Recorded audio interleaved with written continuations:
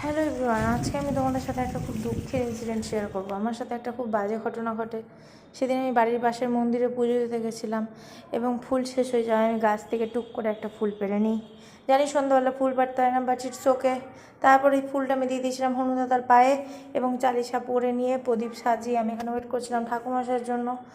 আর ঠাকুরের আগে এখানে ঠাকুরের ভোগের নজর পড়ে যায় আমার। ক্ষমা করো ঠাকুর। তো যাই হোক, এখানে ঠাকুরমশাই পুজো শুরু করে এবং পুজো শুরুর সাথে সাথে বৃষ্টিও শুরু হয়। এই বৃষ্টিতে ঠাকুরমশাই জানতে পারে তার জুতো ভেসে চলে গেছে। ঠাকুরমশাই চিন্তিত হয়ে পড়ে এবং এখানে মন্দিরেও জল ঢুকে যাচ্ছিলো। কিন্তু আমি ঠাকুরমশাইকে বলি, ঠাকুরমশাই আপনি পুজোতে মন দেন। এবং এখানে খুব ভালো মতো পুজো হয়। এরপরে আমি তাড়াতাড়ি করে নেমে নেমে দেখি যে শুধু ঠাকুরমশাই না, সাথে আমারও জুতো ভেসে গেছে। এই যে আমার জুতোটা ভেসে চলে যাচ্ছে ড্রেন দিয়ে। আমি ভাবতে পারিনি আমার সাথে এরকম হবে। আর এই বৃষ্টিতে এক বুক কষ্ট নিয়ে আমি জল পেরিয়ে খালি পায়ে হেঁটে হেঁটে বাড়ি চলে এসেছিলাম। আমার জুতা